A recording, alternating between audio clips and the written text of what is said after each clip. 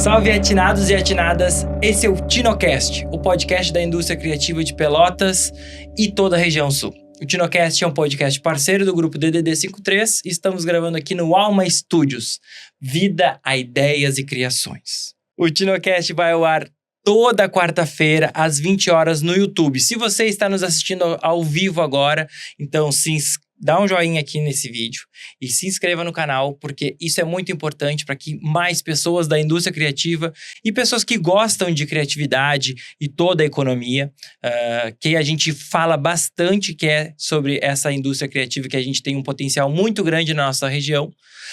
E o nosso Tino vai ao ar nesse horário, às 20 horas, toda quarta-feira. E o que mais? Aqui na tela tá aparecendo um QR Code que vai levar vocês direto pro nosso Instagram. E Cuca, o que tem lá no nosso Instagram? Tem o link da bio. O link da bio leva para os nossos apoiadores, leva também para todos os nossos canais, as plataformas, Spotify, Apple Podcasts, YouTube, e para a campanha do Apoia-se. Flávia, a campanha do Apoia-se. Então, a campanha do Apoia-se, o Apoia-se é uma plataforma, né? Onde tu podes participar com contribuições a partir de R$15 e ajudar, então, a consolidar e fazer prosperar cada vez mais esta nossa grande iniciativa. Exatamente, que sucesso! Vou começar agradecendo aos nossos apoiadores, Lacute Pizza, Zó Cervejaria e também a Livraria Vanguarda. Usando o cupom TINO em compras pelo site da Livraria Vanguarda, você ganha 10% de desconto e parte desse valor é revertido para a nossa iniciativa. Também agradecer aos nossos patrocinadores. O Tino é patrocinado pela Incomum Cuidadores de Marca. E também ao Parque Una. Passe pelo Parque Una qualquer dia. Você vai ver gente correndo, gente tomando café, famílias passeando, muita gente morando, trabalhando e principalmente vivendo ali. E não é por acaso. O Una é um bairro vivo, cheio de serviços, comércios e opções para todos os estilos de vida. Tem estúdio, apartamento de 1, 2, 3 dormitórios e até duplex. E na hora de comprar, o Una Fácil ajuda a deixar tudo mais simples, com condições e parcelas que cabem no seu orçamento. Por isso, tá todo mundo lá no Parque Una. Agora só falta... você. Pra belo dia resolvi. Quem tá vendo no YouTube tá vendo a piscadinha de olho aqui. E o Olhar 43. Só falta você. Sim. Hoje o nosso papo é sobre corpo como linguagem, da arte coletiva, da disciplina criativa e dos caminhos do mundo, da origem e do teatro, do circo, de tudo. E o nosso convidado é um convidado muito especial que eu já conheço há um bom tempo e não sabia que estava com essa trajetória tão linda, né? Beto Freitas, artista circense, pai apaixonado e pelotense com orgulho.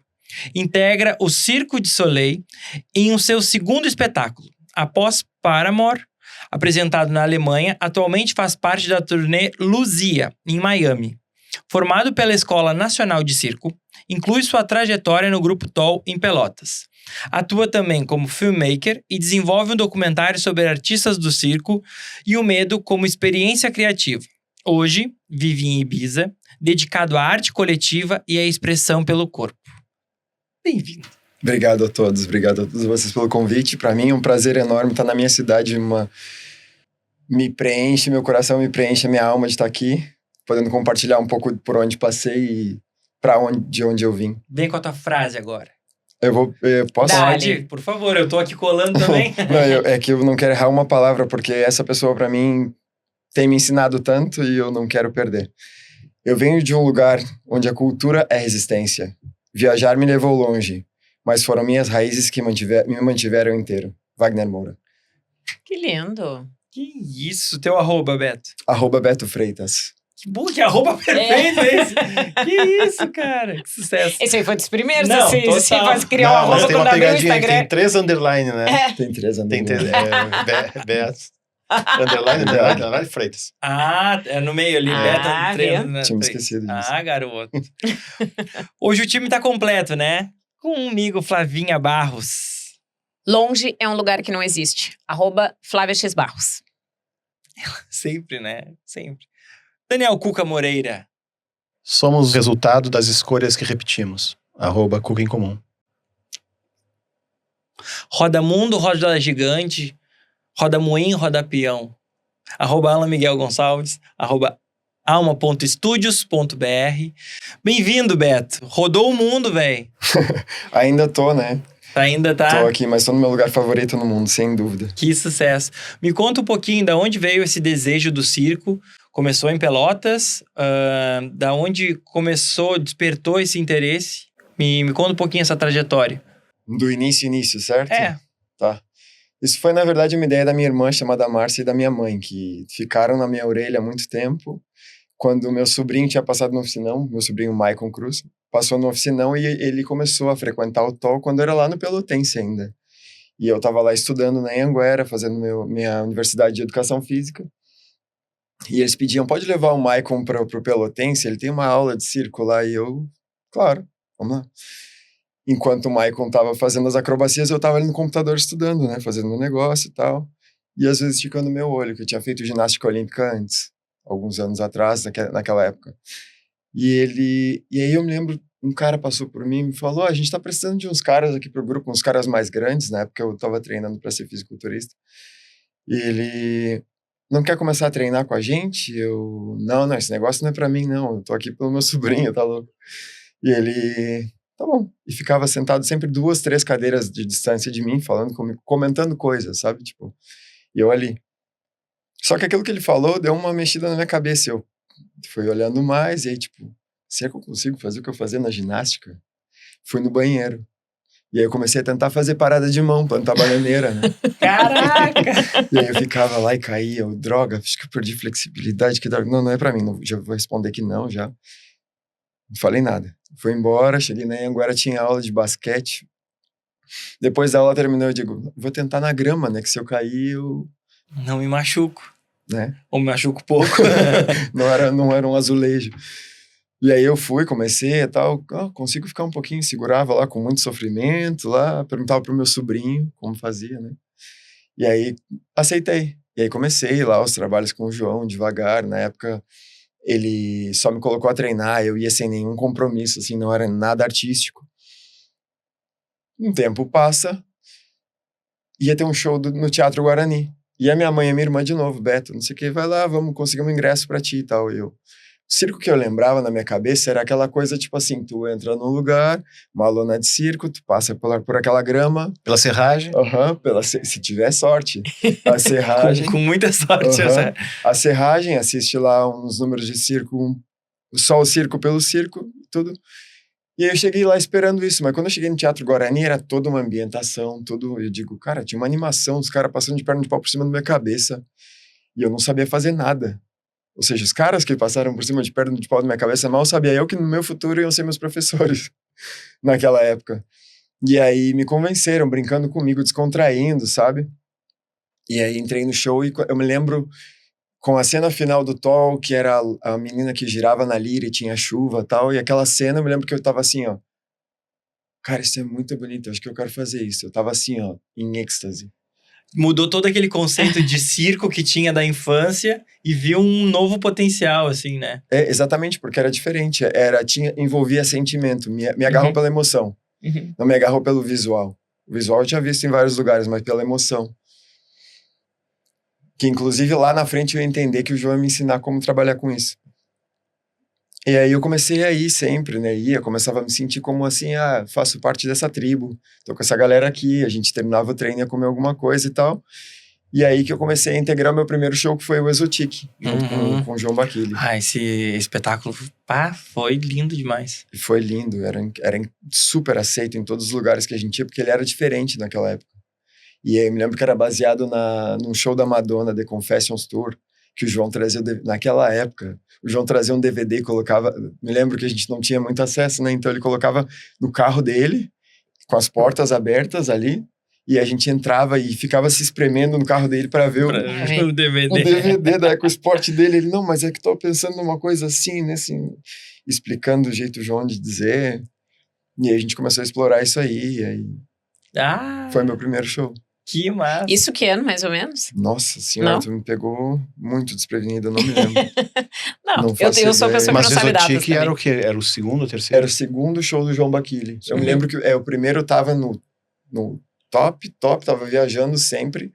E por demanda, o João pensou, vou fazer um outro show para poder ter 2 shows. E foi a época que nós tínhamos 2 shows. Caldeirão do Hulk, estourando, e nós outros indo pro Criança Esperança, coisas assim, sabe? Coisas grandes naquela época. Patrocínio do Chevrolet. E para nós nos encontrarmos, assim, naquela época, claro, os 2 elencos, era tipo, sorte que eles estavam chegando, tinha que ensaiar e, imagina, isso foi quase que um empurrão a mais. Imagina que você tá lá criando uma coisa sem expectativa. Eu não sabia como era estar no palco, eu não sabia o que era pisar num palco e ter um aplauso. Eu sabia o que era o que eles faziam. E aí imagina que eu tava cruzando com eles, terminando meu ensaio de uma coisa que eu nem sei, é tão abstrata que eu nem sei o que tá acontecendo aqui. Naquela época eu não tinha nem noção. E cruzavam eles chegando de um ônibus, montando o palco deles ali, e já brincando com a gente, estimulando, e já, pum, ensaio. E o João saindo de um pro outro, fumando cigarro apavorado, coitado. E aí a gente, pode ficar pra assistir. O João, claro, fica pra assistir. E a gente já vendo, tipo, eles eram nossos superstars naquela época. Eu não sabia onde eu tava me metendo. Realmente, eu tava cego. E aí foi indo nesse caminho. E quando é que tu descobriu onde tu tava te metendo? Que eu lembro, foi no primeira apresentação do Exotic. Foi onde eu recebi meu primeiro aplauso. Tipo, eu e o Marvin, naquela época, criamos o Mão a Mão. Que é uma coisa que... O primeiro ato de Mão a Mão do Grupo Tall fomos o Marvin e eu. Que nós nos prontificamos, aprendemos um movimento, 2 movimentos, e linkamos. E como era o primeiro ato, pra gente ainda tava tipo, caramba, a gente vai apresentar essa coisa junto, não tem ninguém mais. Se ele cair, é meu problema. Se ele tocar no chão, é meu problema. E aí eu ficava nessa, tipo. Caraca. E aí foi aumentando a confiança dos 2 e tudo, crescemos e apresentamos Exotic. Eu me lembro que o João, numa loucura, o João sempre assim, sonhando grande, trouxe um caminhão de areia para colocar no nosso centro de treinamento. E antes do show, ele queria que montasse como se fosse uma praia, com guarda-sóis dentro do negócio, com umas piscinas de água que os animadores entravam e pulavam na água da piscina, e sentado lá numa cadeira de praia brincando com as pessoas para entrar. Então, tipo, imagina, esse foi meu primeiro espetáculo. E já foi grande, foi cenicamente, hoje em dia, falando cenicamente e estruturalmente e toda a questão emotiva que o João sempre joga nos espetáculos, é difícil encontrar no Brasil uma coisa como aquela, e pra mim foi minha primeira experiência, como foi a primeira de muitos do meu elenco. Sim, o teu nível já começou alto, né? A tua expectativa. Tendo aquilo ali em casa...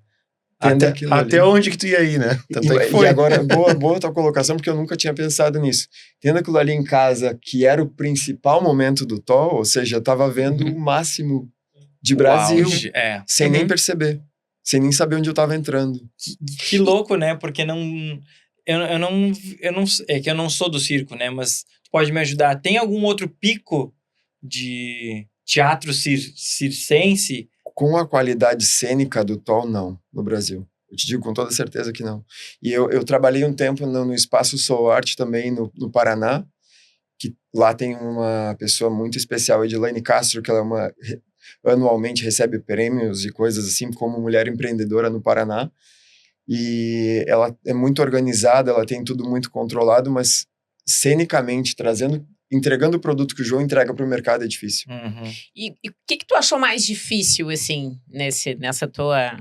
Quando tu te deparou com isso? O palco, a técnica, o emocional? Né? Me controlar emocionalmente. Porque, naturalmente, o João dizia que eu era uma bomba de explosões. Ou seja, ele inclusive, eu estava no caminho para cá, eu estava refletindo. Eu me lembro que ele me chamava, eu quero devolver isso para ele, que ele me chamava de Gnu. Sabe o Gnu, o animal grande, aquele desengonçado? Era eu. E ele dizia assim, vem Gnu, vem pra cá. E, brincando comigo, claro, né? E ria, e me batia assim, vai. Aí eu comecei a perder peso naquela época. Ele dizia, vai, entra no palco. E aí ele começava a me limpar, sabe? E com o maior amor do mundo, me agarrava da mão, me lembro como se fosse hoje. Isso é uma coisa que eu nunca mais vi, hein? Me agarrava pela mão e dizia, aqui eu quero... Olha a maneira que ele me ensinou a atuar, usando a experiência dele. Vem comigo por aqui, e ele ia interpretando o que ele queria que eu fizesse. Aqui tu vai ver um negócio ali, ele me dizia, eu me lembro. E aí tu vai interagir com ele, e aí daqui a pouco tu entra por ali, dá mais 2 passos, mas entende que tu tá pisando, visualiza, sente o que tu tá fazendo. E eu me lembro dele fazendo pra mim. agora mesmo falando pra vocês. Eu lembro muito do episódio que a gente gravou com os Joãos, do Tol, né?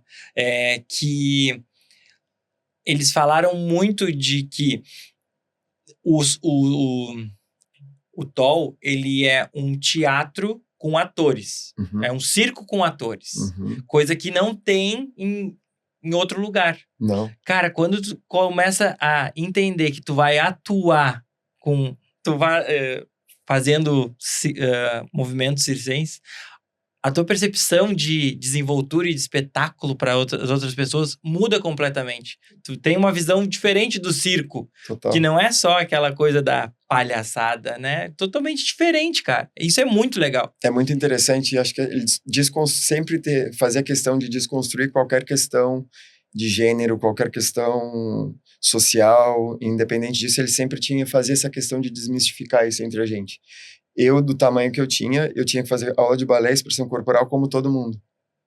Imagina eu lá, 100 quilos, naquela época eu mal tinha flexibilidade, estava fazendo demi-plié, tombé pas de pour glissade grand jeté, o que ele pedisse a gente fazia. E era por uma crença, era por uma falta de, tipo, nós não tínhamos nenhum preconceito com nada, porque nós tínhamos a referência. Se eu tiver preconceito, eu não vou ficar igual o Ricardinho no palco. Eu não vou ter alongamento da Lara, não vou, sabe? Não vou ter essas referências, então, alongar todos os dias. Diferente dos grandes atletas que a gente vê, que vêm da ginástica acrobática, por exemplo, os russos que eu trabalho hoje em dia, eles fazem uma coisa muito específica. Mas aí você joga eles no palco, eles não têm essa sensibilidade, não tem essa flexibilidade. Esse borogodó que eu faço questão de dizer que é uma arma na nossa mão dos brasileiros. E voltando para aquele momento do Tol, eu acho super importante também dizer que essa questão da busca pela emoção, que é um diferencial totalmente único aqui do Tol. Que era isso, era interpretar, era ser um ator, era ser um bailarino e ser versátil. A versatilidade que eu era cobrado aqui, a gente não é cobrado mais. E nenhum dos artistas que passou pelo Tol teve nenhum problema com arte. Mas isso é uma coisa de uma cidade pequena que está criando um novo modo de pensar, porque tu tem que ser multi quando tu tá no Tol. Quando tu vai pro Soleil, tu tem que ser específico. Tu tem Exatamente. que ser... Um é generalista e o outro é especialista.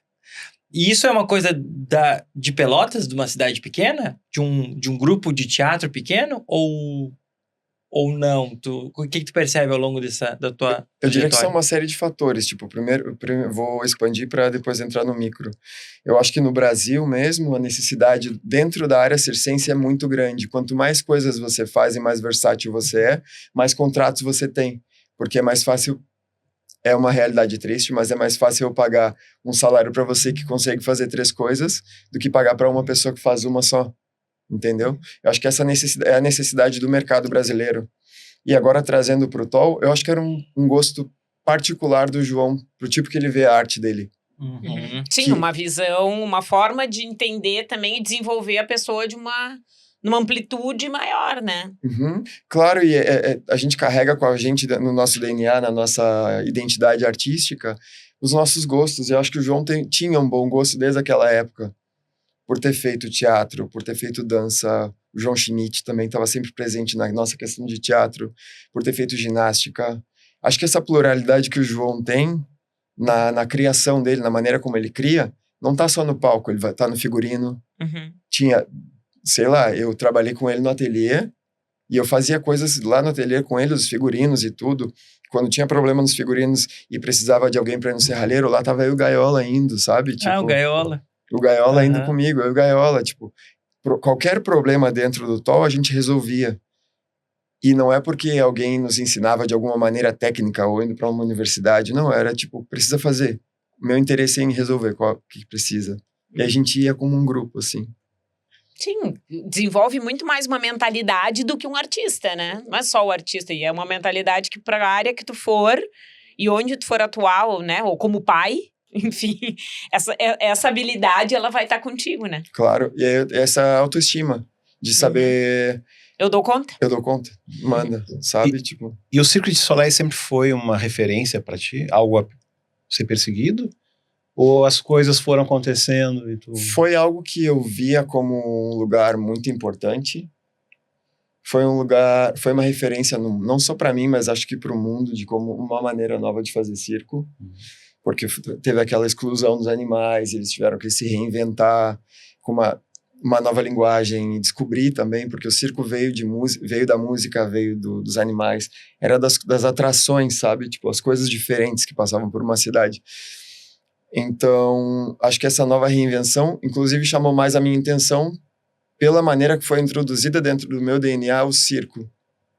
Porque da maneira como o João criou na nossa cabeça, o circo não era só o circo, eram muitas coisas. E o que mais me chamava a atenção era a emoção nisso. E aí, então, baseado nisso, o Cirque du Soleil se transformou uma referência, e a maneira como eu cheguei no Cirque du Soleil é uma segunda conversa, que, na verdade, não fui eu que decidi fazer minha inscrição para o Cirque du Soleil, foi meu flyer. Fernando, que eu não sei se vocês acompanharam a história dele, que ele foi um menino que morreu, inclusive, que ele é o motivo de eu estar escrevendo esse documentário hoje. E ele chegou para mim e falou assim, era o sonho dele, desde a escola, eu estudei com ele, foi meu flyer na escola. O que é um flyer? A não ser o folhetinho. Flyer, ótimo. Flyer é a pessoa que é arremessada para fazer acrobacia no ar. É a pessoa que nós tratamos e lidamos, é o acrobata. Eu faço outras coisas, mas basicamente onde eu me especializei, por naturalidade, decidi me especializar foi como portor, que é a pessoa que joga as pessoas e pega de novo. Sim, tu é a base e ele é o... Exatamente. E aí eu estudei com o Fernando na Escola Nacional de Circo na minha graduação. Estudamos por 2 anos e meio juntos. E me graduei com ele e tudo, e decidimos... nos graduamos, fechou, terminou o nosso ciclo na escola. Para onde que a gente vai agora? Porque é tipo... cheio de sonhos, você sai da escola. Vai terminar a escola amanhã, eu vou para um trabalho incrível, nem imaginas aonde. Terminou a escola, fecha os portões para ti como aluno e tu tem que decidir para onde tu vai. E aí é tipo, para onde eu vou agora? E aí eu volto pro TOL. Porque eu senti que eu saí da escola com uma base técnica muito boa, com uma técnica aprimorada, com o meu parceiro Fernando e o Christian, que era outro menino, mas sem artístico. E aí, onde que eu fui pensar de novo, o primeiro lugar que me veio na cabeça, o TOL. Que foi quando eu voltei pro TOL e o João me aceitou como diretor técnico da companhia. Que aí eu coordenava treinamento, tudo, enquanto o João estava coordenando as outras coisas. E nos ficamos aqui, criamos atos aqui com o Fernando, criamos o primeiro acto de Russian Cradle, que é balanço russo, que é aqui que eu me especializei na escola, que você agarra a pessoa assim, você faz um swing com ela e ela faz os saltos, acrobacias e você pega de novo, a 4 metros de altura, que foi que eu me graduei na escola, trouxemos pro TOL. No início era um desafio, como colocar isso no palco, que é tudo novo, os palcos que o TOL suporta não é um baita de um aparato. Resolvemos com gaiola, montamos tudo e apresentamos aqui. O tempo passou, me chamaram para fazer um musical Ayrton Senna, sobre a vida do Ayrton Senna por 2 meses, em São Paulo. E eu me lembro, o Fernando, meu flyer, me falou, vai, tens que ir, é uma grana boa. Vai, fica esses 2 meses lá e volta. Nesses 2 meses, o Cirque du Soleil nos chamou para fazer audição. E eu, não mandei nada pro Cirque du Soleil. Foi Fernando. Mandei mensagem para ele, tu escreveu a gente pro Cirque du Soleil, mano? E ele falou, sim. Aí tu nem me falou nada. Ele, tá. Não, mas a gente vai nesse dia, não sei o que, mas a gente não... Mano, eu não tô treinando. Eu não tô treinando contigo, quadrante. Ele, não, a gente vai. Fica tranquilo. E aí, me encontrei com eles, pedi licença do trabalho, me encontrei com eles no Rio de Janeiro, na nossa escola. E aí, fizemos o teste, né? Eles foram mais ousados que eu, os dois, porque era um ato que era de costas com outro portô, que ficava eu aqui, e o Fernando fazia a volta de um pro outro. E eu me lembro que eu tava nervoso, super nervoso na escola. Eu pensei, tô em casa, meus professores estão falando com os caras ali, mas tô super nervoso. E eu disse, o que chegar na minha mão, eu quero fazer o mais simples possível, só as acrobacias simples, sem erro, limpo, bonito. E eles, a gente vai tentar as coisas mais difíceis, que eles queriam ser vistos também. E eu, tá, tranquilo. E eu me lembro que por um azar, ou sei lá, tudo que passava pra minha mão, saía, acontecia, e o que eu devolvia para eles caía no colchão. E eu, droga. Eu me lembro que eu ficava assim, tentando disfarçar a cara, eu, droga. E eu, segue. E continuamos, né? Terminamos a prova. Acabou que na hora da decisão eu vi a primeira separação. Foi quando o avaliador falou, tu pra cá, tu pra lá. E eu vejo ele me mandando pra direita e mandando o Fernando e o Christian pra esquerda. E eu, o que tá acontecendo aqui? E os que estão na direita vêm no próximo dia, os que estão na esquerda, muito obrigado. E eu, nossa, na hora. Não sabe se fica feliz ou se eu vai... não sabia. E eu lembro que o Fernando entrou na minha cabeça e começou a falar assim, vai, abre as portas pra gente, a gente precisa de alguém lá, preciso que você entre lá. Fez minha cabeça. Ele era a pessoa mais valente que conhecia, assim, tipo, que eu já vi na minha vida, mais corajoso, assim, direto. E aí eu fui, passei, fizeram uma prova comigo específica lá e aí entrou o segundo dia, era o mais fácil pra mim. Era o dia de, tipo, interpretação, expressão corporal, essas coisas. Aí eu, tipo, tá. Sim. Posso fazer com o pé nas costas? O João me ensinou. Graças, João. Obrigado, João. Tu quer com um pé nas costas ou dois? E nesse segundo dia... Hoje, como é que tu age, assim? Tipo, o teu corpo fala antes, mexe antes da tua cabeça mexe, ela decide. Como que é esses movimentos pra ti? Tá, numa prova, óbvio que tu vai fazer o simples bem feito. Pô, aqui eu vou jogar minha malemolência que eu sou bom nisso aqui, né? Mas também sempre buscando essa perfeição. Mas tu tem essa percepção de que, cara, tu tá tão seguro que o teu corpo já sabe aonde ir? Como que é essa concentração pra ti? Tem 2 lugares, né? Por exemplo, eu vou citar agora, como eu tô fazendo o ato lá, e como foi uma audição. Numa audição, imagina que é como se estivessem te analisando da cabeça até os pés, eles imaginam o perfil que eles precisam, a gente não sabe o perfil que eles precisam, então não sei o que dá. E aí você fica lá, e normalmente na maioria das audições eles são super específicos com o que eles precisam. E aí você fica, o que eu vou dar pra esse cara? Tu fica tentando ler, perguntando pros companheiros o que ele falou, alguma coisa. Para fazer isso, você precisa desligar o modo avião. Você tá escutando a gente. E aí eu fiquei nessa, tipo, eu pensei, vou demonstrar o máximo que eu posso dentro do que eu acredito. Dentro do que eu considero minha arte hoje em dia, porque na verdade hoje a maneira como eu entro num palco, a maneira como eu decido caminhar, a maneira como eu decido interpretar, é tudo uma escolha minha. Eu tenho essa consciência hoje. Eu não me preocupo mais tanto com o que os diretores vão pensar. Eu tento antecipar o problema deles. Mas essa é uma visão já de uma maturidade de quase 20 anos de circo, trabalhar com isso. Sim, o que eu tenho de melhor é isso e eu vou entregar o que eu tenho de melhor. Eu tenho ferramentas, a partir da informação que tu me deu para criar, eu te dou... E dentro das referências que eu criei dentro do mundo da arte, porque eu também estudei mundo da arte, eu te dou isso. E aí eu me vendo dessa maneira. E é diferente. E sobre o show que eu faço hoje, sim, é de olhos fechados. Inclusive, se eu pensar muito, eu erro. É sério, porque tá tão no meu corpo, eu tô fazendo o mesmo ato com as mesmas pessoas, por esse ato já tô 3 anos. E aí imagina cada detalhe, porque eu sou portuário e eu trabalho com um russo, um polonês, uma outra menina russa e uma canadense. E aí a nossa comunicação não é somente verbal, é tipo o que você precisa? Isso. E aí, às vezes eles me explicam uma coisa, porque os russos não falam tão bem inglês. E aí se eu interpretar o pé da letra, eu posso fazer uma outra coisa. E aí eu tenho que estar sempre lendo o quarto, read the room, que a gente chama. Lendo como é que tá o humor deles, como é que tá as coisas. Voltando pra tua questão. Não, mas já super responde. Porque quanto mais tu treina, mais... o teu corpo vai agir, né? E se tu pensar demais, corre o risco.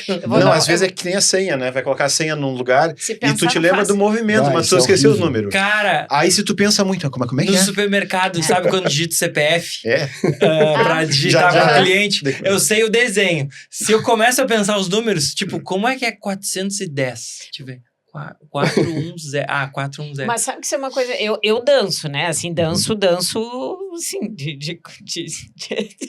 para liberar a vida, assim, né? Nada de profissional. E eu voltei, eu dancei 10 anos, voltei agora ano passado para palco. E palco é uma coisa mágica, né? É viciante.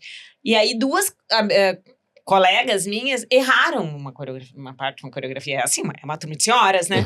E aí, elas ficaram se chicoteando por causa daquilo.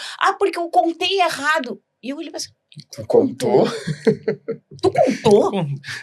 Que horas? Eu digo, Que horas você conseguiu contar? Tem a música, eu sei o que eu tenho que fazer naquela hora da música, mas se eu contar, eu não faço. Então, eu acho que é um pouco isso. Às vezes, quando tu traz demais pro racional... É que tu vai mais pro sentimento e ela vai mais pra matemática. Não, eu tenho que entender. E até... Tá, eu entendi os passos. Aí bota na música, eu digo, mas eu não entendi ainda em que momento da música eu tenho que pisar. Eu tenho que me entender no momento da música e não no número. Porque se eu for no número, eu não entro no momento da música. Eu também. O corpo não vai. Eu sou o músico, né? E quando que eu conto? Quando é um compasso que é diferente. Tipo, é um 7/8, é uma coisa assim, sabe? Aí, cara, aí entra que é quebrado ali, tu tem que contar, né? Ou, por exemplo, é um exercício da aula, vai 4, volta 2, tá? Daí tudo bem, aí tu vai contando pra aquele momento. Sim, mas tu conta nas primeiras vezes, depois aí tu já pegou, né? E Beto, assim, ó, eu também fui durante um tempo uma praticante de yoga. Ótimo. E no yoga a gente aprende... que, na verdade, a gente... E eu vejo isso muito na musculação também, tá? Então, eu entendi que, assim, ó, às vezes tu tem num dia, tu pensa, nossa, eu fui ótima hoje, né? Ego bombando. No outro dia, tu não faz o pé na cabeça que tu fez ontem, né? Porque cada dia é um dia. Hoje eu ainda brinquei com a guria da academia e disse, hoje eu vou até filmar, porque hoje eu tô muito forte, eu dizia. Como assim? Eu digo, eu tô há 3 semanas que eu não consigo fazer isso aqui, eu vou nos 6 meses do Alepano. Eu faria 10 hoje, eu não sei o que aconteceu comigo, eu dizia, eu tô muito forte hoje. E ela dava risada. Mas é isso, uma coisa que tu consegue num dia, no outro tu não consegue, quer dizer, é uma pessoa normal. Isso com um atleta profissional... Tu sente essa oscilação acontece, também? Totalmente. Um dia eu tô ótimo, no outro dia eu... E às vezes o pior é quando tu te sente bem e o teu diretor fala, tu não tava bem. Aí sim, matou o ego. Tu sai assim do palco, que da hora. E a gente tem uma sala, né? Que tem uma televisão que passa o ato com um delay, para que a gente saia do ato e tenha a correção na hora, a gente se autocorrige. E a outra que tá acontecendo no show, e ela tá sempre sentada ali. Comigo acontece direto, eu sento ali do lado, eu bem, respirando depois do ato, assim, bem, eu sento. Pô, gostei dessa parte, ela, eu não. E aí a cara já muda, tipo assim, é? Não, tava me sentindo bem, mas o que você não gostou? E ela começa a falar, e aí, tipo, tá bom. E aí, isso no ensaio ou no espetáculo? No show. Eu testei ela outro dia, isso é uma coisa humana também, olha como são as pessoas. Eu falei que eu não tinha gostado, né? Que eu tinha gostado, ela falou que não tinha gostado. Eu, tá, o que tu me sugere? E ela, faz isso, isso e isso. Eu, tá. Porque os diretores lá, eles são totalmente protocolados. Eles não são diretores que criam e tal. Eles estão lá pra manter o show. E eu entrei no palco e fiz exatamente a mesma coisa que eu fiz no dia anterior. O que tu achou? Sentei do lado dela, diferente, né? Com uma outra postura. Tipo, eu não sentei relaxado, como eu normalmente sento quando eu me sinto bem. E aí eu, respirando. Tentei melhorar. O que você achou? Tá ótimo. E eu, obrigado. Às vezes é o olho dela também que tá cansado, né? E aí eu fiz aconteceu a mesma coisa com maquiagem, sabe? Tipo, às vezes tu faz a maquiagem, tem avaliadoras. E aí eu mostro a maquiagem e elas tipo, não, tem que melhorar isso aqui. Eu fui no meu espelho, fiquei 5 minutos no Instagram, voltei nela, eu disse, tá melhor? Ela, tá, obrigado. Tu não mexeu. Mas aí você entende que, tipo assim, toda essa indústria, esse rolê aí é mais humano, às vezes, do que normalmente. Não, e às vezes é uma pressão tão grande pela perfeição, né? Que tu tá procurando um erro, que consertou o erro, então tá bom. É mais um negócio da gente acertar ali e seguir pra frente, sabe? E aconteceu comigo também, eu passei esse último mês, tem 2 coisas que aconteceram nos 2 últimos meses que eu vou mencionar. Vou falar sobre o último mês primeiro. O último mês, eu tava treinando com uma planificação específica, ou seja, meu amigo me mandou assim, Beto, como portor, ele é um cara que eu confio muito, como portor, eu montei essa planificação assim, detalhada, tu vai ter que contar até meio quilo extra que tu vai colocar em cada treino. E calculou comigo, a gente calculou percentual junto, esse treino aqui, percentual, com base nisso, treinei um mês inteiro com isso. Um mês inteiro, primeira semana, todo adaptado. E aí, no final dessas 4 semanas, tu faz um teste de força máxima. E eu juro pra vocês que eu nunca fui tão exato. Água, certo. Tudo certo. Magnésio, tudo. Eu tomei tudo, fiz a prescrição, como tu falou, né? Pensando, cara, eu vou bater essa meta. Eu treinei todos os dias, não faltei um. Cheguei aqui na Fit 2K, treinei a última semaninha, digo, vou descansar 2 dias e vou lá, né? Meus sobrinhos me convidaram para ir numa festa. Não vou culpar a festa, totalmente não. Fui, digo, vou dar mais 2 dias para descansar e vou fazer o treino de força. Fiz o treino, perdi força. Mas é qualquer coisa, às vezes é um horário de dormir. E eu dizia pra ela hoje, eu nem dormi tanto essa noite, não sei o que tá acontecendo. Mas é até o céu, eu acho, sei lá, é uma coisa muito complexa. De me pesar todo dia quando eu acordo, né? Nas mesmas circunstâncias fisiológicas. Vocês se pesam todo dia? Eu também. Não, assim, ó, porque é que eu pesava 20 quilos a mais, né? Então eu fui me reeducando alimentarmente e tal, e fui reduzindo aos poucos e tal. Então eu peguei esse hábito, todo dia. E, cara, o dia anterior, se eu bebi cerveja, se eu tomei pouca água, claro, tem o negócio da água, né? Uhum. Mas eu vejo o impacto imediato. É impressionante. Eu não vejo. O meu oscila muito. Às vezes eu tenho uma alimentação super boa num dia e no outro dia eu tô com peso maior do que no outro que eu não... Eu vario, às vezes, 1 quilo. 1 quilo? Muito. Eu também. Vocês acreditam na história da Lua, de acumular água e tudo isso? Talvez pode ter uma... Se daí planta em mar, não é na gente que não vai Porque dar, eu sinto isso mais na segunda-feira. Na segunda-feira eu tô mais pesado. Passou o final de semana. Acho que acontece eu comigo. nunca bati com lua. É mesmo, né? Eu que sou toda Tu das que é astrologia. Tu que é astrólogo. Mas sabe que uma coisa que no Cirque du Soleil me chamou sempre muito a atenção, além de tudo, é que tocam com banda, né? Fazem o espetáculo com banda. Que bom que tu perguntou, porque eu tava quase voltando no assunto quando eu tava falando sobre tempo e sem tempo. Que pra mim foi tipo assim, ó, tu não sabe a treta que dá quando estamos nós com a menina caminhando em cima da gente, passando de um pro outro. Nós temos uma cantora mexicana, Majo Cornejo. Incrível, vai disputar agora um prêmio no Chile, nesse festival chileno super importante. Vinha del Mar. Vinha del Mar. E ela tá cantando super feliz e ela encaixa com a gente as acrobacias. Tudo tem um momento exato, né? Calculado, tudo. E quando tá um esperando o outro, que eu tô com a menina pra jogar pros caras assim, e ela tá me olhando e ela tá segurando. Ai, eu tô esperando ela, vai. Se eu fosse contar isso aí. Tem dias, a gente contou, tem dias que o ato demora 9 segundos mais. O máximo que a gente achou, 9 segundos. Que ela, quando ela tá mais cansada, né? E aí a gente começa com... E aí quem que geralmente atrasa? O acrobata que atrasa? Aí a cantora fica esperando... Ela tinha... O certo seria ela acompanhar a gente, porque é difícil mudar no meio de uma acrobacia. Claro. Pra, né? A gravidade, tudo. Sim. E aí, às vezes, ela tá um pouco dormindo. Um dia a pessoa que tá pulando não consegue cair mais cedo, não né? consegue parar, não é? Não, e me dá pena da minha flyer, porque ela é super quadrada, russa, né? Super quadrada, detalhista, e ela tá na música, naquela concentração, caminhando devagarinho, a Marro não vai, ela segura aquela perna e fica se equilibrando, coitada. E eu olho pra ela, segue, nossa. Foda. Nessa trajetória, bom, a gente tem uma base teatral do TOL, a gente tem uma base técnica, eu tenho a gente junto, né? Mas tu tens uma base técnica da escola de circo, né? E aí... veio o Cirque du Soleil, tá? Mas na trajetória, saindo de Pelotas, foi pro Paraná, do Paraná pro Rio, do Rio pro Cirque du Soleil, foi isso? Foi, basicamente. E aí, do Cirque du Soleil, quantos países tu viajaste? Nossa. É bem difícil contar. Basicamente, quase... Números eu não sei te dizer. Muitos. Já passou muito tempo, toda a Europa. São 5 anos. O Cirque du Soleil é 5 anos, mas eu trabalhei com outras companhias.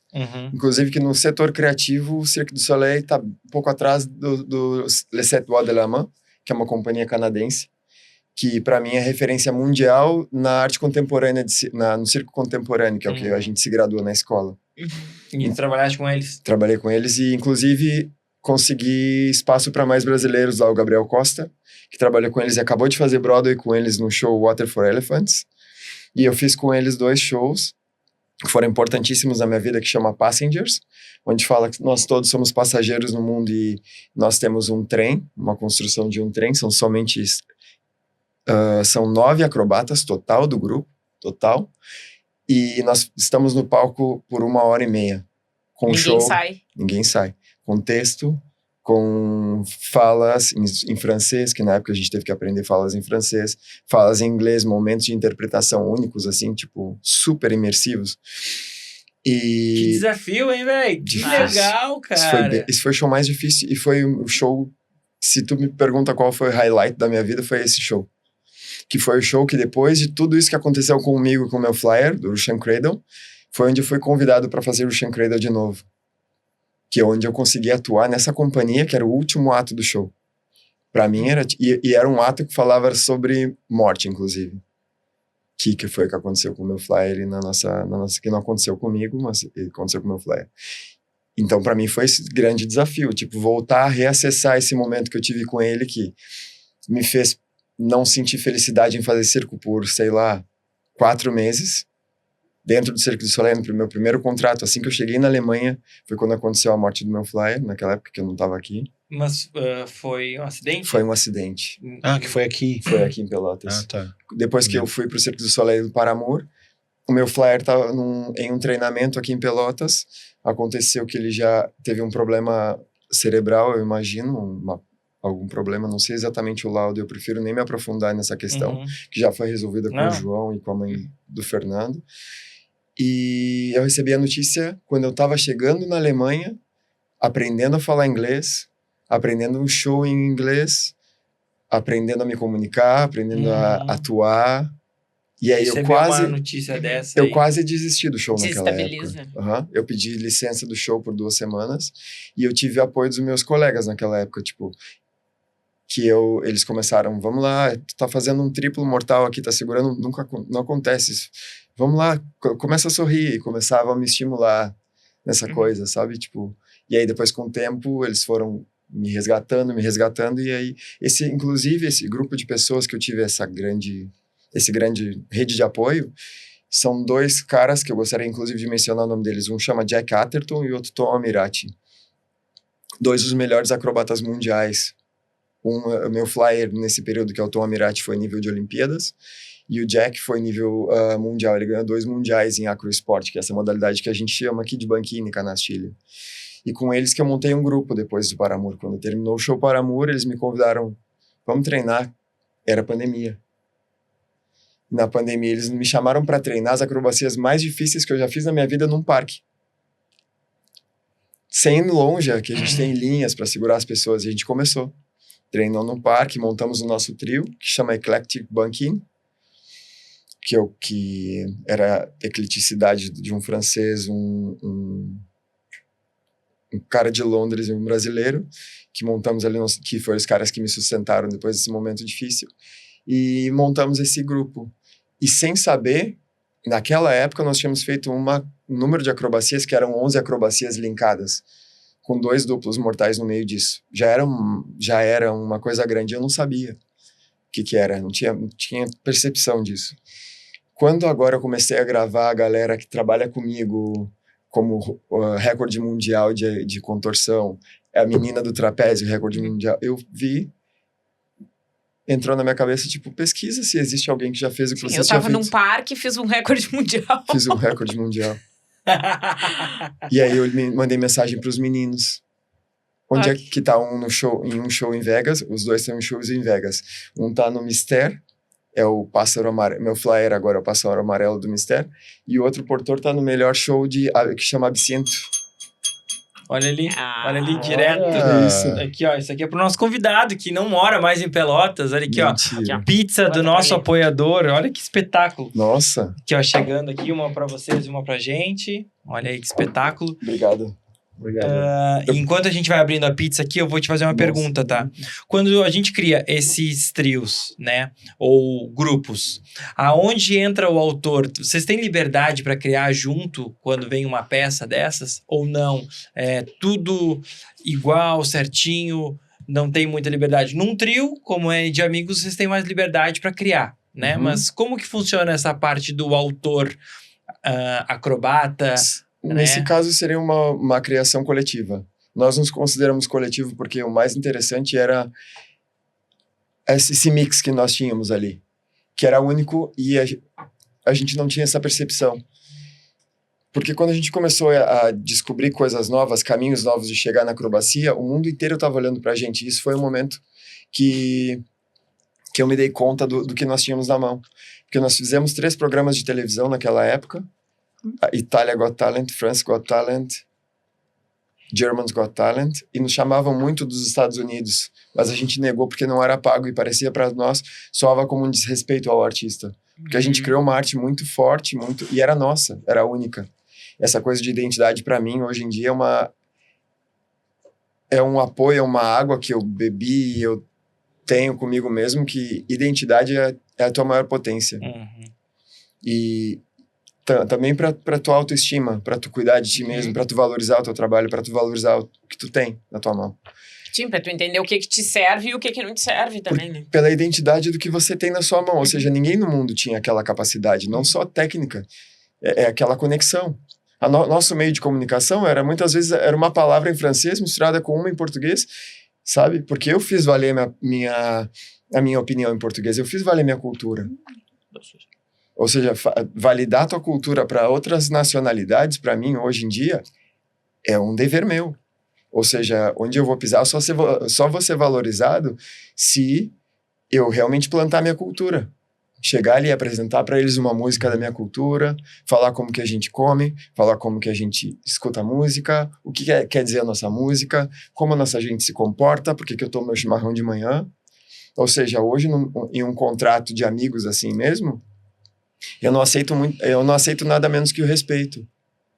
Que no início, quando você está começando a sua carreira, você acha legal a cultura deles, você se integra, mas aí acaba que eu não estava vivendo nem mesmo a minha cultura.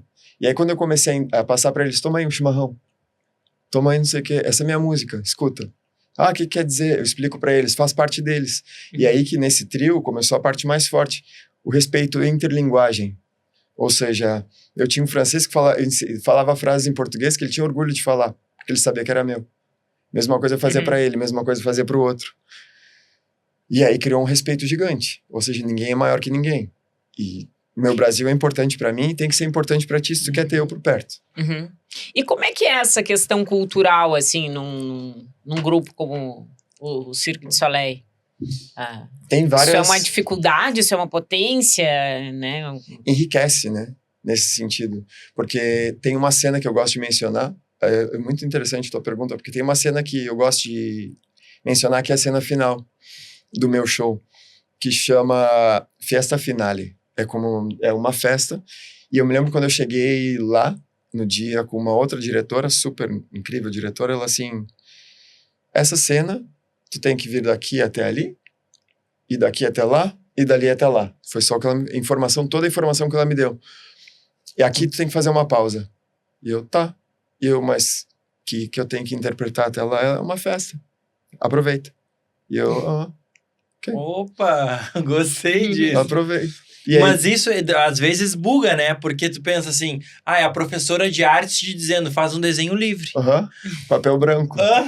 Mas o que eu normalmente faço quando me dão essa opção? Eu sou brasileiro. Eu coloquei um forró aqui, coloquei um pouquinho de outra dança brasileira ali, um lift que eu aprendi aqui no Tol, e aí eu decorei o palco com a minha arte.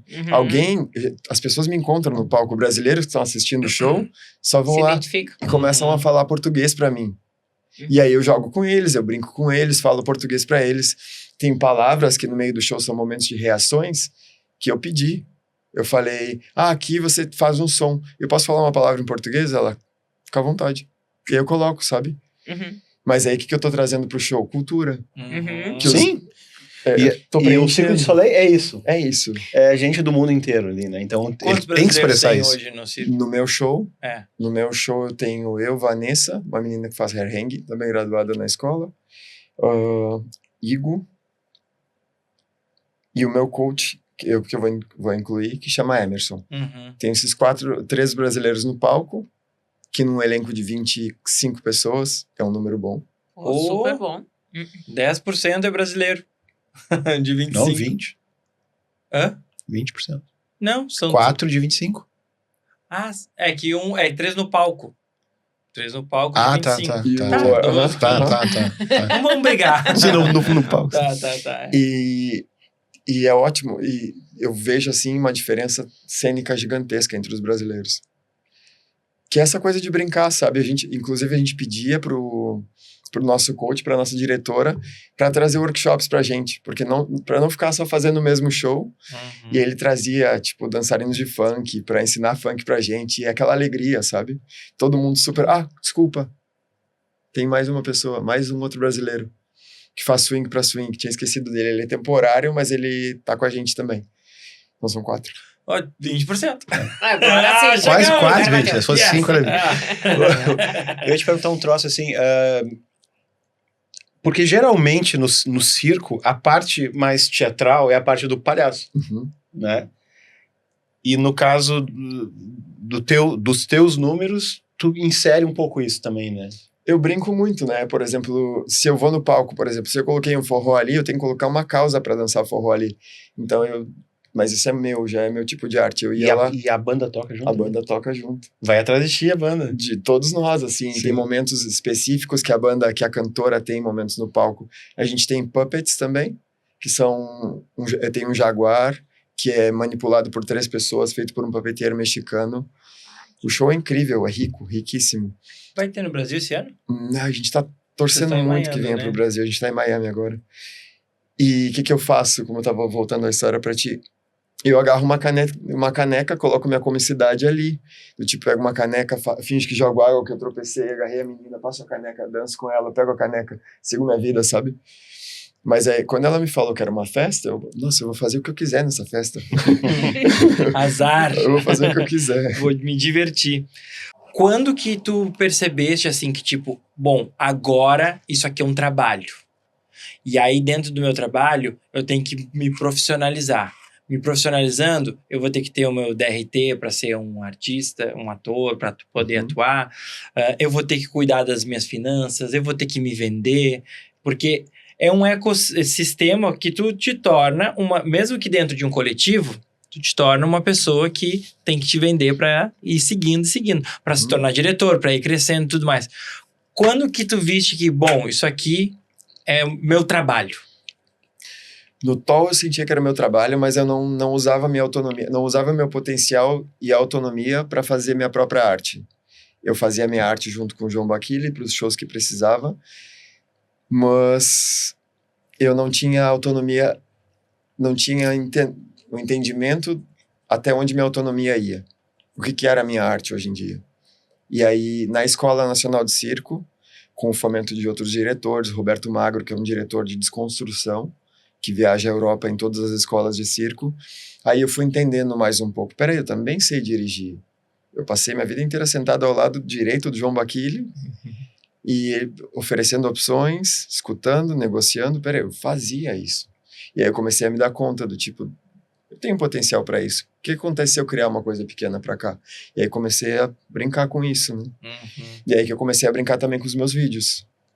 Que aí eu comecei na pandemia mesmo, lá na Alemanha, eu saía para filmar árvore. E eu lembro que a minha mãe trabalhava limpando a universidade aqui, de audiovisual.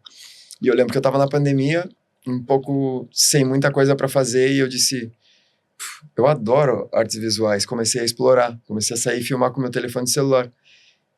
Mandei mensagem para minha mãe, manda uma foto da grade curricular de audiovisuais. E a minha mãe começou a procurar, conversar com as pessoas e me mandava. E aí eu olhava, vou no YouTube. Como fazer um jump cut? E aí eu ia estudando isso, sabe? Comecei a me apaixonar e fazer essas coisas. E aí eu descobri que a minha arte não é só no palco, usando o meu corpo como expressão. Não preciso usar o meu corpo como passaporte a vida inteira para me levar para os lugares. Eu posso usar também o audiovisual. Que foi aí que eu comecei a gravar videoclipes para Marro Cornejo, essa mulher. Que eu comecei a gravar videoclipes. Inclusive, agora eu gravei um videoclipe para um venezuelano que trabalha no meu show como trompetista, músico. Tá, mas tu tá gravando, tu cria roteiro. Crio roteiro. Tá, mas tu tá produzindo também ou tu contrata a produtora? Tô produzindo inteiro. Eu comprei 2 câmeras, comprei uma Sony A7 IV e uma Sony 7S3. E aí comecei a gravar minhas coisas, comecei a gravar videoclipes. Esse último videoclipe que eu gravei pro trompetista, a gente teve um impacto muito grande na Venezuela, porque chegou agora no momento que pegaram Maduro e toda essa função, e ele fez essa música, ele adaptou essa música de um compositor venezuelano. Ele adaptou e fez ela em trompete. Só que quando ele fez isso, ele terminou de gravar e o compositor morreu. E aí eu tava no hotel com ele chorando, eu me lembro como se fosse hoje, ele chorando. No corredor do hotel, ele assim, cara, nem lancei a música. O cara morreu agora, queria que ele escutasse minha música e tudo. Eu, cara, vamos gravar um vídeo. Porque eu já tinha gravado vários videoclipes pra Marro, né? E aí ele, sério? Não, sério, vamos gravar um vídeo. Me dá um tempo que eu vou escrever. Escrevi lá umas paradas e, tipo... Naquela época, eu tava em Washington. E aí eu pensei, cara, Estados Unidos vive bombardeando a gente com a cultura deles, né? A gente tem que escutar música americana, se vestir muitas vezes como eles. O que acontece se a gente inverter esse negócio? E aí eu pensei, peguei mais composições, nomes de composições desse compositor. Eu encontrei, pedi para ele gravar, escrevi nele com a mão, tudo isso uma carta para o compositor. E gravei os detalhes, fiz plano de detalhe, fiz vários diferentes planos no quarto do hotel. Usei a iluminação que tinha no hotel mesmo. E depois ele saía para a rua. Quando ele saía para a rua, ele começa a cruzar com o nome das composições em lugares específicos super importantes nos Estados Unidos. E aí ele toca partes da música na rua, vai tocando, caminhando, interagindo com isso. No final do videoclipe eu encontrei um vídeo antigo desse compositor cantando sobre a vida, nossa razão, uma coisa assim, e o valor das memórias. Peguei esse vídeo, joguei no final, como se fosse um programa de rádio, transformei o videoclipe num programa de rádio, que terminava ali, deixei os anúncios para terminar e para passar todos os créditos, passei para ele o vídeo. Ele entregou na Venezuela, a mulher desse cara começou a chorar, ligou para ele, emocionadíssima, eu nem sabia que tinha esse vídeo na internet. Caraca. E aí, tá no YouTube? Tá no YouTube. Como é que se encontra? Dos Carlos. Se chama Dos Carlos Eduardo Platter. Então procurem aí, ó. Já tô procurando. Chegou esse videoclipe, saiu em 24 mídias na Venezuela. E ele me mandou, Beto, tá saindo aqui. E ele me mandava, e na época eu até postei no Instagram, assim, que tipo... Tá, e o que tu pensa agora com essa vontade tua de produzir vídeo e tal, e de dirigir, de criar roteiro? Tu pensa isso também pro Cirque du Soleil? Tu virar um diretor ou um roteirista de espetáculo, tu criar um espetáculo? Ou tu tá pensando mais em ir pro vídeo mesmo? Na verdade, eu fiz alguns vídeos pro Cirque du Soleil, mas eram como mais promocionais. Porque não, mas eu digo de espetáculo mesmo. De espetáculo? Tu pensa em dirigir um espetáculo? O que tu pensa na tua carreira no circo? No circo, eu ainda tô no simples. Eu penso em ficar no máximo 2 ou 3 anos. Feliz do simples. 2 ou 3 anos ainda atuando. E que esse período de atuação possa pagar a minha vida, para que eu possa seguir no audiovisual só experimentando a criatividade.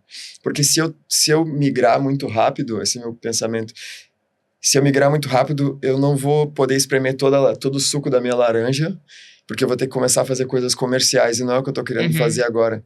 O que eu tô querendo fazer é, experimentar o máximo que eu puder, e, sei lá, viajar nesse negócio assim. Dica de transição de carreira com Beto Freitas. Sobreposição de carreira. Sobreposição. Agora, no começo, faço uma sobreposição. Eu fiz vários vídeos também. Telefone, tô tocando telefone. Alô? Oi, Fabiano. Tudo bem, cara? Sim. Não, tô aqui com o Beto, a gente vai fazer um espetáculo no Parque Una. Não, ali no teatro, ali onde o Vitor Ramil tocou. Tá. Não vai ser muito alta a pirueta só. Tá, não é pirueta, Fabiano, poxa. Tá, deixa pra mim. Valeu, querido. Fabiano, Parque Una, quer fazer coisa contigo lá. Vamos lá. Olha aí. Papel e caneta na mão. E aí aqui nós temos no nosso programa um bloco que se chama Una Pergunta. Una Pergunta. Tá. E o Una faz uma pergunta pro nosso convidado, tá? Que é o seguinte. Tens o papel e a caneta na mão, tá? Como é que tu vai descobrir, formar ou dar visibilidade para aquela pessoa, aquele talento criativo dentro da nossa cidade aqui de Pelotas, que não foi descoberto ainda, e como fomentar ainda mais a arte circense na nossa cidade? Sabe, essa matemática funciona já. Eu jogaria para a mesma matemática que já funciona. Eu deixaria na mão dos grandes mestres de Pelotas e eu gostaria e eu adoraria ver essa gente mais antiga, a velha, o que eu chamo da velha guarda de Pelotas, sabe? Se juntar um pouco mais para criar coisas juntos. Para não estar só na mão de um ou na mão do outro. Eu acho que isso engrandeceria todas as artes e essa conexão geraria não só um produto potente, mas uma defesa de projeto muito melhor. Que isso? Eu tive uma ideia. Eu faria um festival de circo. Seria incrível. Legal. Profissional, assim, entendeu? Sim. Eu digo assim, Tipo, Incrível. o da música. palestras de Seria artistas, incrível. de não sei o quê. Um Por quê? dia, começa com um dia, né? E A aí gente- faz a workshop. gente tem o A gente Tol já aqui, tem o Tol.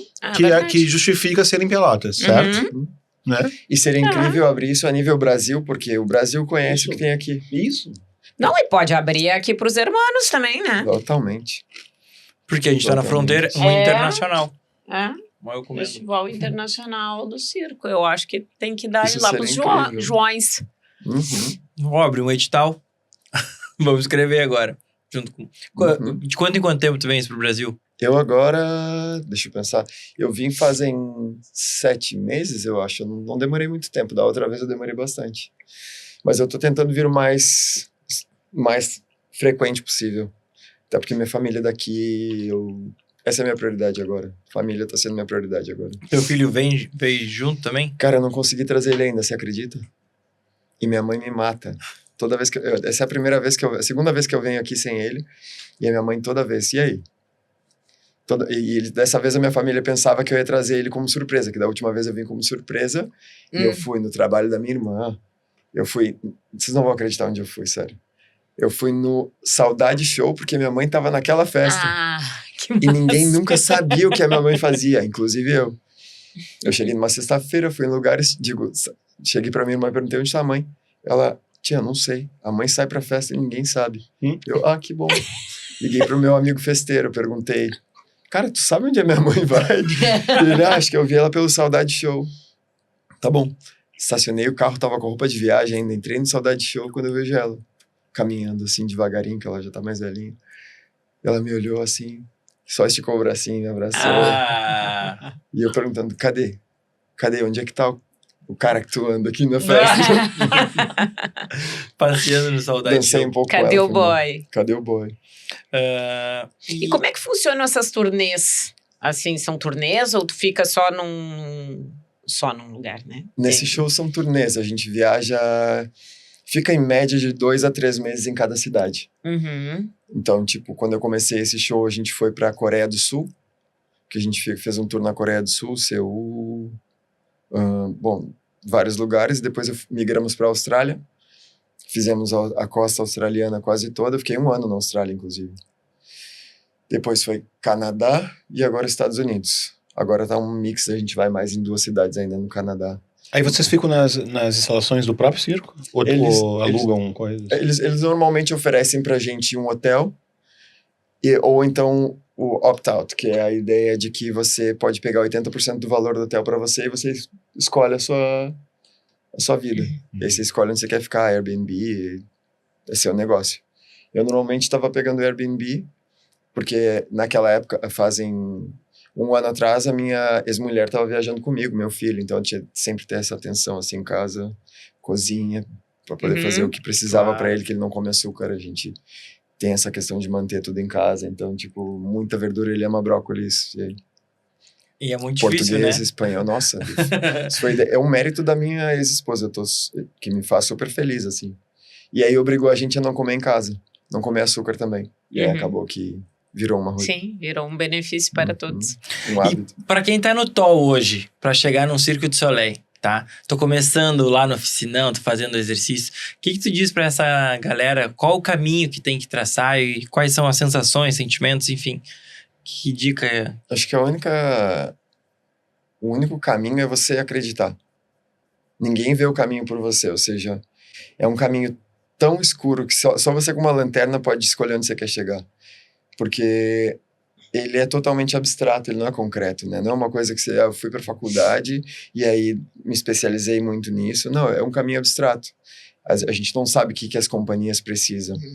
Então, se não tem um checklist a cumprir que vai te fazer chegar ou te garantir alguma coisa. Não, é o que você vê. Eu tinha clareza de que eu queria chegar no nível e o chegar naquele nível não era nem uma questão financeira.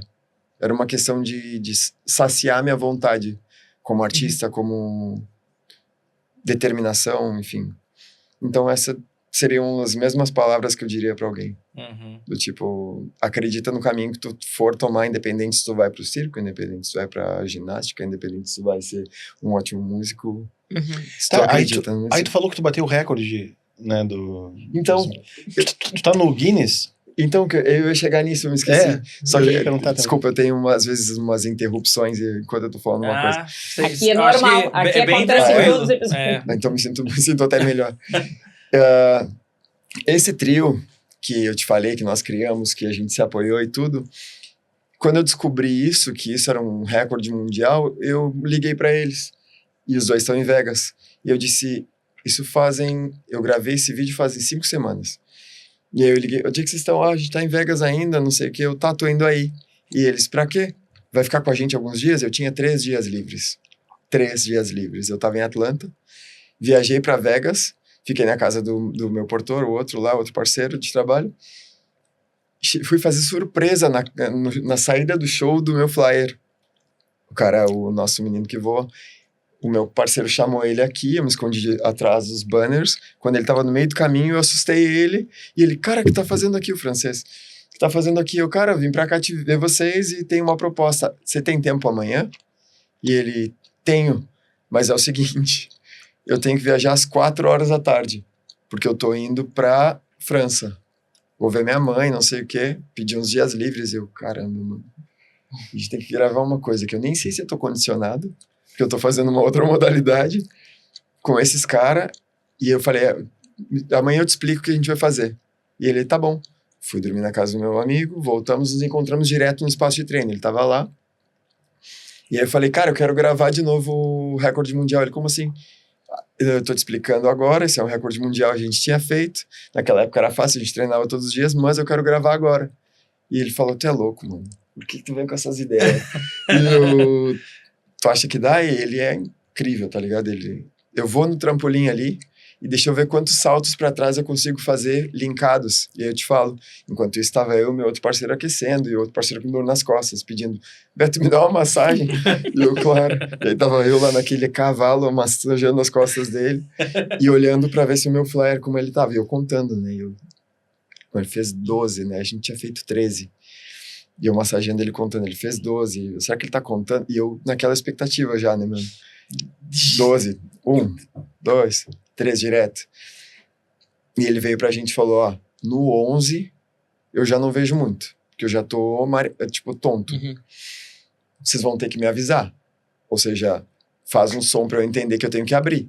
E nós tentamos a primeira vez. Você tem que colocar uma câmera, o processo é assim. No caso, o processo gratuito, porque eles te oferecem um pacote de $16 mil que você vai e eles te arrumam um programa de televisão com plateia, tudo, e aí você grava lá, né? E eu optei pelo lado gratuito, que é um recorde pessoal, não é comercial. E aí, tu coloca uma câmera gravando, tu coloca um relógio no canto direito da tela, marcando o tempo para eles verem que não tem corte, 2 testemunhas contando o número de saltos que a pessoa faz. E depois pego o documento das testemunhas, enfim. Montamos todo esse negócio, apertei o play. O meu amigo anunciou que nós estávamos tentando quebrar um recorde, fui ali com eles. E aí começamos, e aí no 8, assim, meu flyer já jogou muito pra trás, a gente parou, e aí eu já tava cansado, e o meu outro portor também, nossa, merda. Droga, que a gente ia fazer, cara. E aí o flyer, desculpa. Não dá pra ficar tentando muitas vezes, porque esgota, né? A opção é tipo, é física, ele é uma prova física, e nós, droga. Tá, dá mais 5 minutos, eu vou tomar uma água, já volto, tomei uma água, fui dentro lá do banheirinho lá. Vamos que vamos. Tamo aí, voltei pros meninos, vamos lá, fomos. Aí ele pediu pra fazer só 4, que ele queria alguma coisa dele. Fizemos 4, eu pensei, nossa, tô cansado já. Tá, vamos agora de novo. Agora vai, e paramos os 3, um triângulo assim, e quantos nós vamos fazer? Quanto que é o nosso gol? Eu falei 15. Porque eu queria passar o 13, né? Não tava tão ambicioso. Tava ali respeitando. O meu flyer falou, se dá 15, dá 17. O outro desgraçado falou 30. Eu não sei o que ele é o mais competitivo. Ele era Mas esse é o que voa. Não, ele é outro que tá comigo. Ele é o portor. Que segura comigo. No caso, seríamos nós dois assim. Posso usar tuas mãos? Claro. Segura a tua mão esquerda com o braço direito. Aí, ó, vou entrar pro recorde. Entrou. Basicamente, esse outro cara é o que... Essa mão segura aqui, a minha. Segura a minha aqui no outro. Segura a punha. Esse era o cara que fica no lugar dele. E o outro fica aqui pulando. Em cima. E aí esse cara, que ele foi campeão mundial 2 vezes nessa modalidade. Filho do coach, ou seja, não existe ninguém mais... Não conheci na minha vida ninguém mais competitivo que ele. Ele falou 30 e eu fiquei com a cara no chão. Já pensando, 13 já tá bom. Se chegar ao 13 a gente já tá de boa. Se chegar até o 30, herói. Sim. Eu vou estoura o recorde.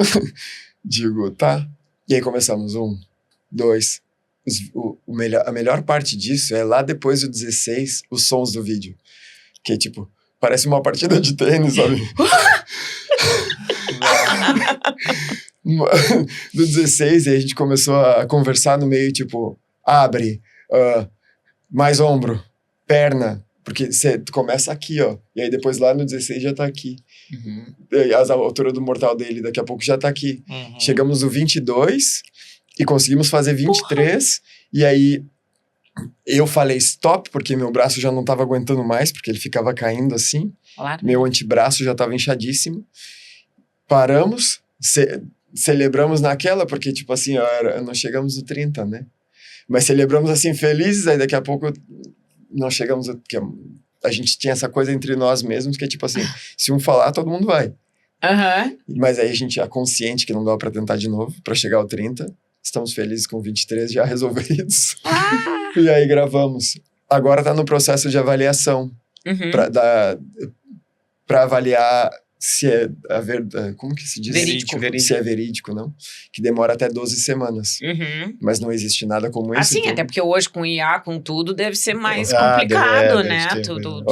Gravamos, então. Por falar em IA, avaliação. A gente pega todos os ganchos. Nós falamos pro ChatGPT que tu viria aqui, ficou entusiasmadíssimo e quis fazer uma pergunta. Então eu vou te colocar aqui a pergunta do ChatGPT. Meu Deus. O que o corpo sabe que a palavra sempre descobre tarde demais? Nossa. Vou responder com o meu ChatGPT. Toma. Repete de novo pra mim, por favor. O que o corpo sabe que a palavra percebe tarde demais? Descobre tarde demais. Descobre tarde demais. Que o corpo sabe que a palavra descobre tarde demais. Bem, tudo, eu acho. Fiquei pensando, Por que o teu corpo não sabe que a palavra se demora pra aprender, né? Eu acho que é dentro daquela vibe ali que a gente falou que o corpo tá realizando as coisas que tu não tá nem pensando bem, né? Que tu já pegou mecanicamente. E é uma resposta muito importante. O que me descreve hoje como um bom portor, eu diria que naturalmente eu não domino isso, é que quando alguém vai cair perto de mim, a minha naturalidade é incontrolável. Ou seja, se alguém tá caindo aqui, o meu filho, por exemplo, quando ele era muito pequeno, no meio da noite acontecia direto. Ele ia cair fora da cama, meu natural fazia assim, ó, e segurava ele. Nunca ele caiu. E acho que é o reflexo de muitos anos, 20 anos, sei lá. Aqui no TOL, nós não tivemos os melhores flyers do mundo, eles desistiam no meio do movimento, e era tão natural que o meu corpo reagia antes de eu pensar, que virava, desvirava, pegava, segue. Que nem afeta hoje o meu sistema nervoso. Eu não fico nem nervoso, ou seja, quando acontece. Então eu diria que tenho uma gratidão a todos os flyers que eu tive na minha vida, porque eles construíram isso em mim, e hoje tá no meu DNA. Eu vou contar uma agora. Ele fez assim, eu quando a minha mais nova, que hoje tem 13, era um bebê, ela tinha acho que 2, 3 meses, eu fui descer a escada de casa e escorreguei com ela no colo. Então meu pé foi fazendo assim, tum, e eu caí. E eu caí em câmera lenta, né? Porque quando acontece essas coisas, cai em câmera lenta. Então eu caí e ela foi indo com a cabeça assim. E quando ela foi indo com a cabeça assim, a minha mão fez assim. E ela fez pá, ficou a cabeça no meu... Meu Deus. E era isso, não sei, não. Se eu tivesse pensado, É eu um não instinto tinha natural conseguido de segurar proteção. ela. É um instinto mas- natural de proteção, né? É incrível isso. E quando aquilo ia, e eu acho que eu tava atendendo um telefone, aí o que aconteceu? Eu digo, acabei de cair com a Marina, tá tudo bem? Eu digo, tá. Já que tu não sabe nem como que tá tudo bem, porque foi uma coisa assim que não tinha o que fazer. Era só eu, ela aqui. Lá É em casa, incrível, né? as minhas filhas ficam impressionadas que eu tenho um reflexo rápido, assim, para coisas que vão cair e eu tenho que pegar. Shampoo, exatamente. Tem uma até que eu até escrevi no meu livro, ali tem uma crônica que é o trajeto da tampa do desodorante que tá caindo, e eu vou narrando ela caindo, e eu pego com o pé e pego com a mão aqui, sabe? E aí a última que aconteceu, que é muito engraçada, eu fui abrir a geladeira e tinha um potinho de tomate cereja que tava sem tampa. Aí ele caiu. E caiu uns 4 tomates cereja. Mentira. Não. Aí Só a que gente ninguém vai ter viu. que gravar. Ninguém Não, aí viu. tu vai ter que fazer Eu vou a ter- câmera e mandar Por pro Guinness. Por favor. Só que aí ele já vai saber que vai cair É ali. muita Foi no habilidade. improviso aqui, ó. O maior resgatador de tomates cerejas do mundo. Como é que é o portô? Eu sou portô de tomate cereja. tomate cereja. Portão de tomate cereja. Ô, Beto, uma pergunta que eu quero te fazer, assim, ó. O que tu sentes, tá? Que tu nunca deixou pra trás, mesmo viajando esse mundo inteiro aí? A minha identidade, eu acho. A minha raiz. Acho que pra mim esse que é o que mais me sustenta, na verdade. De estar fora, com tanta viagem, com tanto lugar, com tanta cultura, se tu não souber de onde tu veio, é muito fácil te perder. É aquela coisa que tinha dito, né? De inserir a tua cultura junto com o teu grupo ali, né? E a frase É. do Wagner Moura, né? Que tu usou ali. Eu me encontro raiz. muito nisso, na verdade. Saber ter o contato com a minha família, saber o que tá acontecendo, saber em que momento eles estão, sabe? Porque senão eu fico vagando pelo mundo, entre outras culturas que não tem nada a ver com tudo que tem dentro de mim. E minha cultura é tão arraigada em mim como se fosse como a minha hereditariedade, eu diria. E eu faço questão de falar isso e manter isso comigo. Eu acho que até a questão de sair, assim, né? Deve dar uma certa confusão, assim, da onde eu sou. Porque daqui a pouco tu volta, tu é daqui, mas tu já não é mais daqui. Né? Daqui a pouco aquilo que tu gosta de comer não tem no mercado daqui, né? Eu vejo isso pela minha irmã, que mora 25 anos longe. Então ela chega aqui, ela é estrangeira aqui, ela é estrangeira lá, né? Se torna um estrangeiro em qualquer lugar, assim.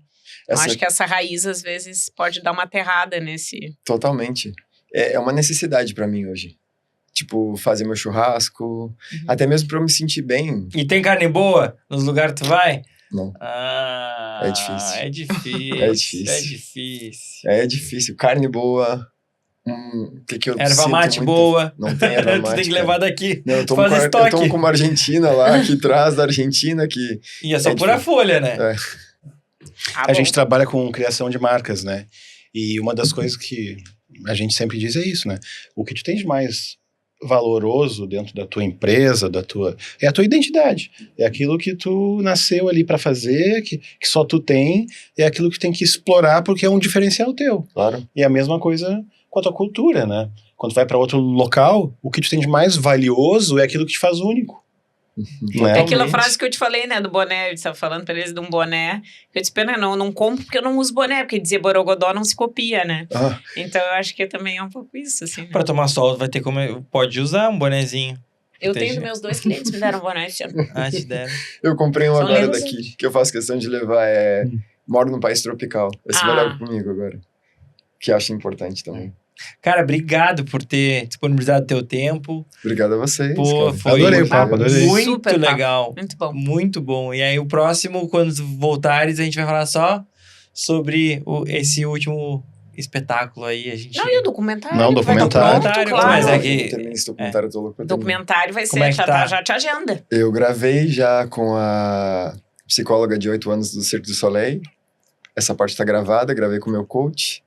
E agora falta eu ter coragem, na verdade, pra continuar. Tá. Porque eu não tenho um incentivo, sabe? Eu faço por mim mesmo, não tem ninguém pagando nada. Então, tipo, vou lá, me organizo. Pego um tempo dos artistas que tá livre. Que legal. Vamos ver. Não, vai dar certo. Vai ser super. Cara, brigadão. Obrigado a vocês, obrigado demais. pela companhia essa noite. Valeu. Demais. Esse foi o TinoCast, o podcast da indústria criativa de Pelotas, região e agora do mundo com os nossos convidados.